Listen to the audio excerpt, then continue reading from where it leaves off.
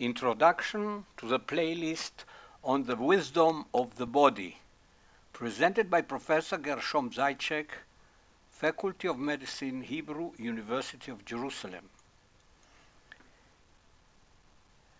Wisdom of the body, WOB, is a theory about the relationship between conscious and non-conscious. Two entities operate in our body, the conscious, which I call mind, and the non-conscious, called here WOB. Mind is all that I am aware of in me, like my thoughts, feeling, and will. Wisdom of the body is all in me which I am not conscious of. I am less concerned with their nature and mainly interested in their communication. It is striking that medicine is interested mainly in the conscious and less in the non-conscious. Yet the non-conscious keeps us alive and heals our self-healing diseases. Medicine does not provide any explanation how non-conscious heals some diseases and keeps us alive. I distinguish between two kinds of explanation or narrative. First-person explanation means how I understand my mind and WOB, known also as I point of view.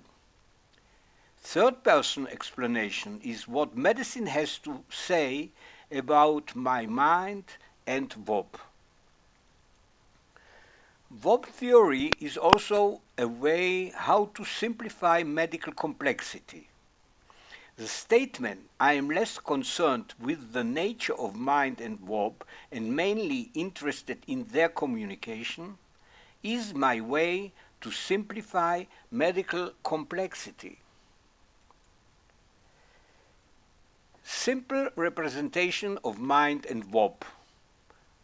Whatever I imagine is stored in memory. So here you have the representation. Here is the mind. Here is the WOB. Mind has long-term memory and short-term memory. WOB has parallel memory.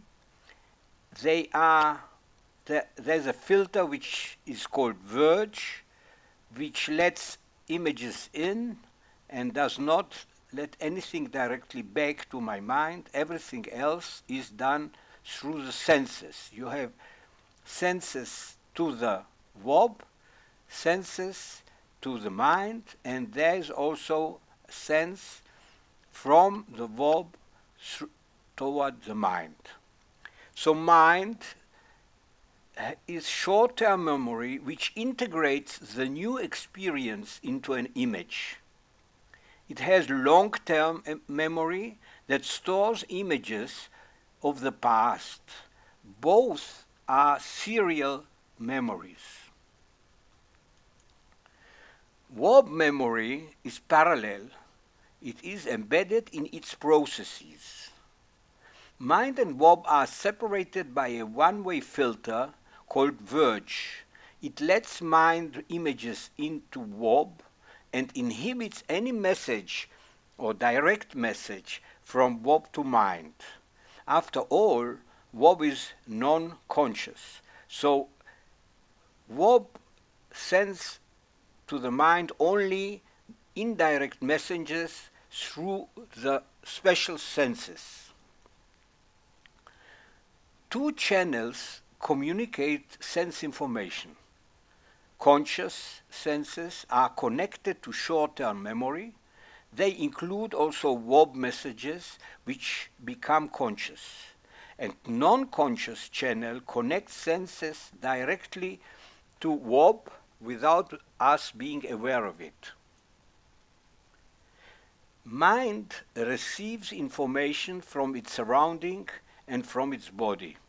All information is converted to images. Any information received by WOB restructures its processes. Thought is an image, and image is the only currency of the mind. consciousness. Any image thought modulates VOB functions. Definition. Conditioning is a process which creates an association between image and VOB function. I distinguish between two kinds of conditioning: indirect, via mind, requiring an image, and direct, without an image. I distinguish between two kinds of conditioners: first person and third person. A law. I think in images, not only when daydreaming, but always. Reality is represented in the mind as an image. Image is the only brain currency.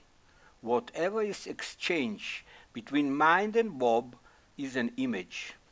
Mind continually sends images to VOB, which converts them to action.